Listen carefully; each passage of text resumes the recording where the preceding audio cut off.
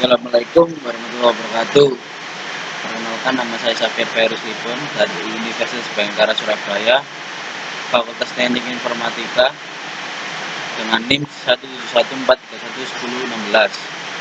Di sini saya mempresentasikan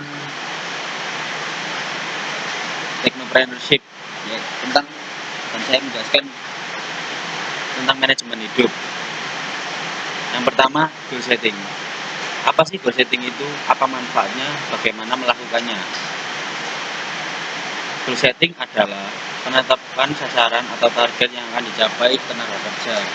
Adanya tingkat tantangan dalam mencapai sasaran atau target yang ditetapkan akan membuat kita bekerja lebih keras dan bersungguh-sungguh daripada tidak ada tantangan sama sekali. Lanjut ke unsur-unsur dalam goal setting, yaitu ada spesifik, measurable, achievable, realistic, sama timely. Kalau disingkat jadi SMART. Lanjut ke manfaat dari goal setting, ya. Yang pertama, memberikan penguatan untuk meningkatkan kemampuan diri. Yang kedua, kita menjadi tahu apa yang harus dicapai. Yang ketiga, dapat mengalokasikan waktu dan sumber daya kita. Lalu, bagaimana sih langkah-langkahnya dalam goal setting itu? Yang pertama, identifikasi. Setelah identifikasi, tentukan tujuan, lalu kita cari daftar hambatan. Ketika sudah menjadi daftar hambatan, kita lihat skill kita, daftar kemampuan kita sampai mana. Lalu lanjut kita mengembangkan rencana. Rencananya apa dulu yang mau kita tuju. Yang keenam, yaitu daftar keuntungan. Kita lanjut ke learning ladder. Jadi learning ladder itu ada tahapannya, ya. Yang pertama tahapannya tidak tahu, lalu menjadi tahu, terus mencoba, lalu latihan, setelah latihan evaluasi, setelah evaluasi Anda nanti akan menjadi ahli. Lalu lanjut ke ABC sukses. A itu mindset, B practice, C knowledge. Kalau A ini sebenarnya mindset pemikiran kita. Kalau praktis, kita bagaimana cara kita berlatih untuk bisa mencapai tujuan kita. C knowledge. Jadi kita harus juga mencari pengetahuan juga. Jadi biar bisa menyambung dan jadi satu. Lalu lanjut ke aset dan beban. Saya akan menjelaskan tentang aset dulu, ya. Aset adalah segala sesuatu milik kita yang kita bisa memasukkan uang secara rutin ke kantong kita. Contohnya seperti saham, deposito, surat berharga lainnya, real estate, kos-kosan, bisnis yang diurus orang lain, lahan produktif dan ternak dan lain-lainnya. Sedangkan kalau beban adalah segala sesuatu yang menyebabkan kita harus mengeluarkan uang. Contoh, beban misalnya yang rumah kita tinggali atau mobil yang kita pakai. Contoh kasus dari sini. Jadi contoh kasus dari aset dan beban. Contoh aset, yaitu PT Abadi Jaya membeli sebuah mobil untuk mempermudah perjalanan bisnis karyawannya, di mana mobil tersebut memiliki masa manfaat lebih dari 5 tahun. Mobil di sini dapat dikelompokkan sebagai aset. Kenapa? Karena mobil tersebut masuk ke dalam kategori aset tetap dan memiliki masa manfaat lebih dari 1 tahun atau 1 periode akuntansi. Contoh bebannya, untuk dapat merasakan manfaat atas pembelian mobil tersebut, PT Abadi Jaya harus mengeluarkan biaya tambahan seperti pembelian bahan bakar, perawatan rutin setiap bulan, dan lain-lain sebagainya. Jadi lanjut ke cash flow, ya.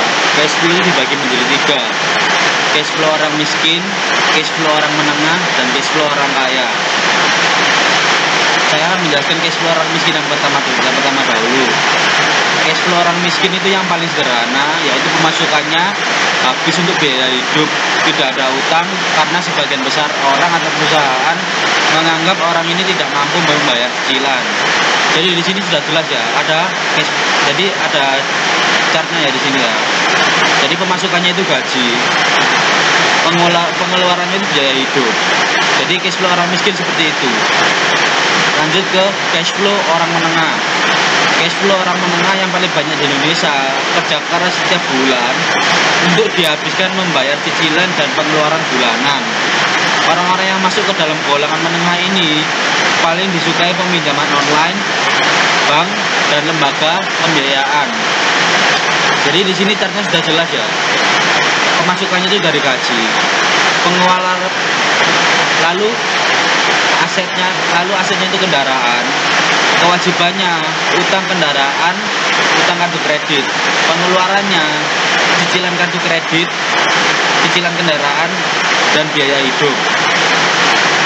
Lalu lanjut ke cash flow orang kaya. Jadi perbedaannya cash flow orang miskin dan menengah dengan orang kaya terdapat di bagian aset. Aset yang benar-benar bisa menghasilkan pemasukan, bukan fake aset ya. Orang yang memiliki literasi keuangan tinggi akan fokus pada mengumpulkan aset produktif. Aset tersebut dapat mendatangkan pemasukan atau meningkatkan kekayaan. Jadi di sini sudah jelas ya. Pemasukannya dari gaji, uang kontrakan, dividen saham, capital gain. Pengeluarannya cicilan KPR, biaya hidup. Asetnya rumah disewakan, mempunyai saham, mempunyai reksadana, P2P lending. Jadi kewajibannya hanya membayar utang KPR. Jadi pemasukannya itu juga dari gaji, juga dari aset juga. Jadi orang kaya itu juga mempunyai pemasukan dari aset itu juga tadi. Jadi lanjut ke cash flow kuadran ya. Cash flow kuadran itu dibagi menjadi 4. Yang E, S, B, I. Yang E itu employee, yang S itu self employee, kalau B itu business owner, sedangkan I itu investor. Jadi saya akan jelaskan tentang employee, self employee, business owner, dan investor. Employee, kuadran E, merupakan kuadran dari kelompok orang yang bekerja sebagai seorang karyawan. Orang-orang di kuadran ini memiliki pendapatan tetap berupa gaji bulanan yang diberikan perusahaan atau bisnis yang bukan milik orang tersebut. Orang yang terdapat di dalam kuadran ini bisa saja memiliki jabatan security hingga direktur utama suatu perusahaan. Lanjut ke self employee. Di kuadran self employee ini merupakan kuadran dari kelompok yang memiliki usaha kecil dan kegiatan operasi perusahaan dijalankan oleh mereka sendiri. Jadi orang-orang di kuadran self employee ini mendapatkan pendapatan sebesar usaha atau kerja keras yang mereka lakukan. Lanjut ke business owner. Di kuadran business owner ini merupakan kuadran dari kelompok yang mendapatkan penghasilan tanpa harus terlibat langsung dalam kegiatan operasi perusahaan yang mereka miliki. Poin dari tanpa harus terlibat langsung merupakan pembeda antara orang-orang dari kuadran business owner dengan mereka yang terdapat di kuadran self employee. Lanjut ke investor. Kuadran investor merupakan kuadran dari kelompok orang-orang yang mendapat penghasilan dari hasil investasi di suatu perusahaan. Mirip dengan kuadran business owner, orang-orang di kuadran investor tidak perlu terlibat langsung dalam kegiatan operasi suatu perusahaan yang mereka investasikan. Jadi saya di sini sudah jelas ya, saya kasih chartnya employee. Jadi sama kayak orang miskin tadi, cash flow orang miskin. Jadi employee itu cuma pemasukan dan pengeluaran. Lalu kalau self employee itu pemasukan, pengeluaran, dan kewajiban. Kalau business owner itu pemasukan, pengeluaran, aset, kewajiban. Sedangkan cash flow investor adalah pemasukan, kewajiban, aset, lalu asetnya kembali lagi ke pemasukan. Jadi untuk saat ini saya berada di cash flow orang employee. Untuk 1 tahun ke depan target saya berada di cash flow business owner ya. Jadi saya 1 tahun ke depan saya masih berpandangan ke business owner karena saya sedang menjalankan bisnis menjual kaos dengan desain saya sendiri. Untuk 5 tahun ke depan saya mentargetkan untuk menjadi investor ya. Jadi untuk 5 tahun ke depan itu saya usahakan bukan hanya cuma baju saja, jadi bisa merambat ke sepatu, entah mungkin ke celana atau ke cap atau apa gimana, terserah sih, lihat depan aja gimana.